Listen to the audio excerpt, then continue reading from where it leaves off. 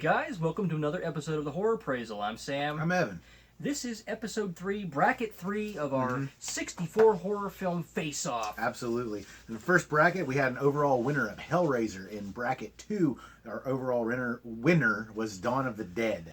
Some very touchy things started to come up in the second bracket. Yeah. Creepshow was edged out by Dawn of the Dead. It was a very by a slim margin, I would say. It was a very tough moment for Evan, but I think we came to the right conclusion. I think you all probably will agree. I hope.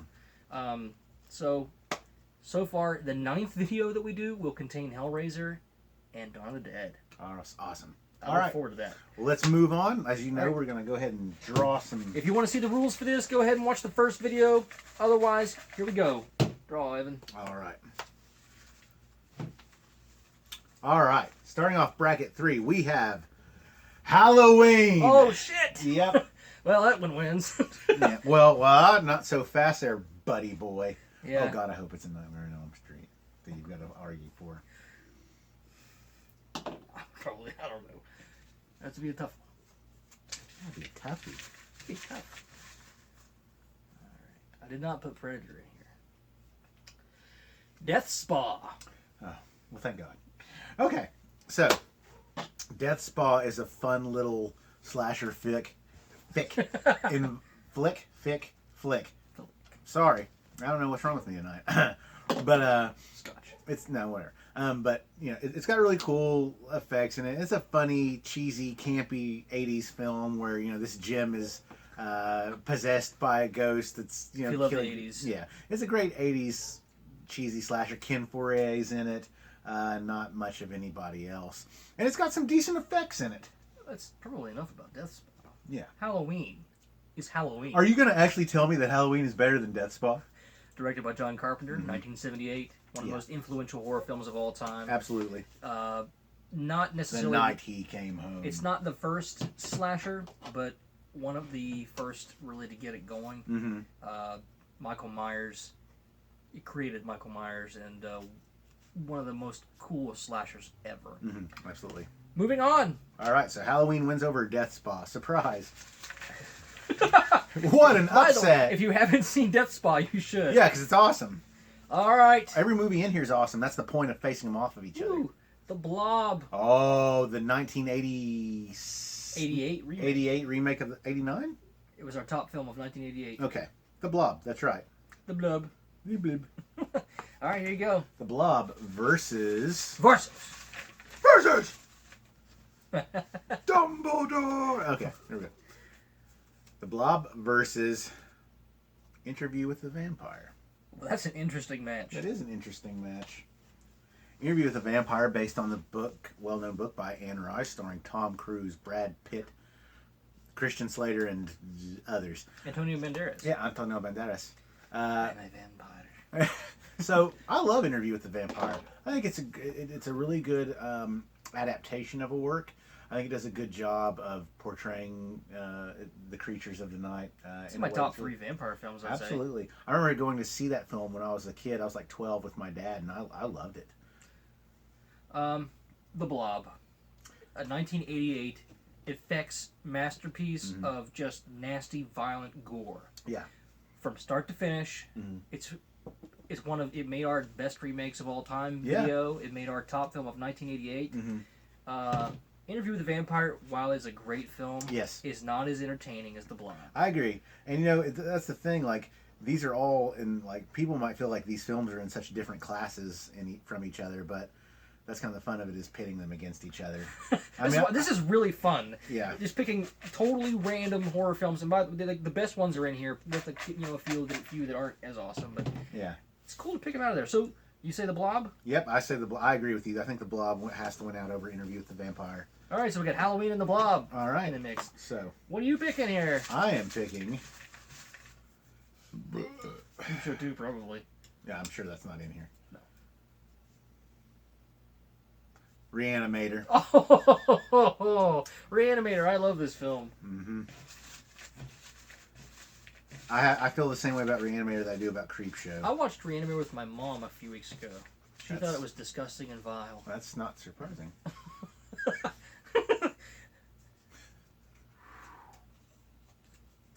Night of the Demons. Okay. Night of the Demons is one of my favorite films to watch on Halloween because it's got this incredible trick-or-treat party element to it. You've got Linnea Quigley, and that's about it. Mm-hmm. You've got... And it's got demons that talk like this. We just want the bitch. Yeah. It's a fun movie. It's directed by Kevin Tenney. It's got interesting music. Mm-hmm. That, on the other hand, you've got something like Reanimators in arguably a different world. Yeah. Reanimator is in a different league than Night of the Demons. While Night of the Demons is a fun demon flick, Reanimator is my favorite zombie film. Okay? It is my favorite zombie film. It's a fun movie from start to finish for the same reasons we've talked about a lot of other films. It's got very interesting characters. The character of Dr. Herbert West, as portrayed by Jeffrey Combs in Reanimator, is absolutely one of the most iconic and cool characters in horror genre film. Reanimator's not just a schlock fest. It's a good story. It is a good story. It's a really good story. Uh-huh. I feel like the development, the backstory of these characters really comes through without having to over-explain it, having to take a sidestep to the gore. Mm-hmm. A lot of times when you have to stop that flow, you have to stop the nastiness to get to somebody's backstory. Mm-hmm. I don't want to do that. No. Reanimator wins over Night of the Demons for me. Especially for effects. Yeah. All right. Yeah. All right. Go for it. The last region of bracket 3. Yep. Here we are so far. Got Halloween facing off against Death Spa with Halloween as the victor. Blob versus Interview with the Vampire with the Blob winning over. And Reanimator versus Night of the Demons with Reanimator coming out on top. All right, what do we got here? I think I got one movie in my hand. Okay. A Nightmare on Elm Street. Oh, shit. Freddy Krueger, the man of your dreams. All right, so I'm going to go ahead and draw for what's going to go up against the original 1984 Nightmare on Elm Street, directed and written by Wes Craven. Did he write it too? Yeah, the late great. The late great Wes Craven.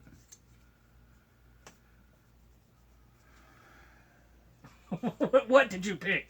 Fright Night. Oh god. Oh man, Fright Night is one of the best, and I get. This is like when I was a kid watching WWF, and it was like the brackets for who's going to be in like King of the Ring or Macho something. Man versus the Hulk Hogan. Yeah, I don't like this. Man. This sucks. This sucks. Okay, Fright Night. I love Fright Night, and I get compared to Evil a lot. When Sam. When I first met Sam 16 years ago, 15 years ago, I said, "You ever seen Fright Night? Because you're just like that guy Evil Ed from Fright Night." He was like, "What do you mean?" You know? But oh man, Chris Sarandon is amazing in Fright Night. You got Fright Night is my favorite. I said Reanimator is my favorite zombie film. It's my favorite vampire film. Fright Night is my favorite vampire film. All right, I gotta cut straight to the chase though, and we only have so much time. A Nightmare on Elm Street for me is the better film, is the most influential film of the two, and it's Wes Craven at his finest. It is created Freddy Krueger. What is bigger in horror lore than Freddy Krueger? The man Nothing. of your dreams. The guy who can come back and use what terrifies you to kill you. It was so cool, and it was Freddy. Every movie, you can argue that they maybe go down in quality as they go on, but using your worst fears to kill you. A Nightmare on Elm Street. I'm sorry about Fright Night, but you know how you know what this is doing to me, right? I do. You know how much I love Fright Night. I do, but A Nightmare on Elm Street is better. Time to move on. Well, you didn't even let me make my case. Oh, make your case. Go ahead. Make your Nightmare on case. Elm Street is better than Fright Night. I have to concede it. It's just a fact. Nightmare on Elm Street, for all the reasons Sam said. Evil Dead, shit. Fright Night. Well, that's a totally different story. Yeah, Fright Night, absolutely. Like the house is a character. It's got such great ambiance. It's kind of an homage to the old Hammer vampire films, which I absolutely love. But if I'm gonna go with Nightmare on Elm Street for the same reasons as Sam, even though I hate it. I hate the fact that I'm being made to choose. All right, so it looks like we've got what? So facing off now, getting ready to go. We have the We have Halloween versus Reanimator. Oh boy! For the semifinals of this bracket. I'll go ahead and say Reanimator is incredibly influential as a gore film, as a zombie film, as a fun movie. It has some serious elements to it. Halloween, let me not confuse that, bred a series and type of slasher. It created a genre, a subgenre. You did not have like a slasher that can continue to kill and get up and stuff. I mean, you had Leatherface, but that was a little different than Michael Myers. As far as better horror films, I will concur with you. If I had to pick between Halloween and Reanimator, I'm going to say that Halloween is the better horror film. It's tough for this guy, but he knows what's up, I think. Thanks. I really don't like this anymore. This sucks. This is fun. Besides, you're going to shit your pants when you see what happens at the end of this bracket. Am I? Yep. So now we have the Blob versus Nightmare on Elm Street for the other round of the semifinals. I'm just going to go ahead and cut to the chase. Nightmare on Elm Street is going to take it over the Blob. There's nothing else to say. It's a better horror film, even though the Blob has great special effects. Well, so does Nightmare on Elm Street.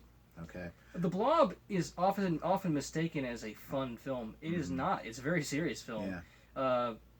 A Nightmare on Elm Street, though, obviously, I can't argue any further than that. No. Or Nightmare on Elm Street, it's Freddy Krueger, for God's sake. So now for bracket 3, we have Halloween versus Nightmare on Elm Street. How did this happen in bracket 3? It's like the worst case scenario. They should have ended up in like the final 4. Yeah.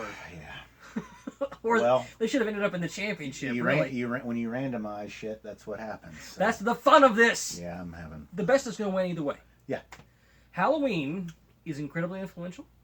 Is the birth of a slasher, but so is Nightmare on Elm Street. Freddy Krueger. Let me cut to the chase. I'm going to go say I'm going with Nightmare on Elm Street. The reason I'm going with Nightmare on Elm Street, it's not to take anything away from Halloween. Nightmare on Elm Street took the slasher genre and added that fantastic element into it. You know, what is more scary than a master of dreams? Can get you anywhere. And come and get you, who also is such a three-dimensional character, because I do enjoy Freddy's three-dimensionality, whatever. Over his depth. Over Freddy, over Michael Myers's or even Jason's stoic, masked killer kind of visage. It's more fun, man.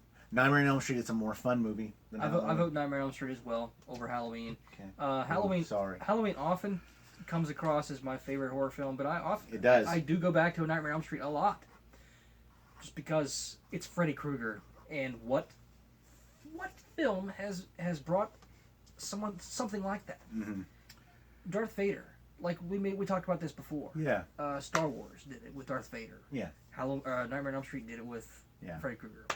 Anyway, that is our third bracket. Oh we have 5 more brackets to go before we get to the showdown. I've got no soul left. So, the winner for our third bracket is Nightmare on Elm Street, and it beat out Death Spa, The Blob, Interview with the Vampire, Fright Night, Night of the Demons, Reanimator, and Halloween. Rest in peace. I'm Sam. Yeah. And he's Sam. See you later, guys.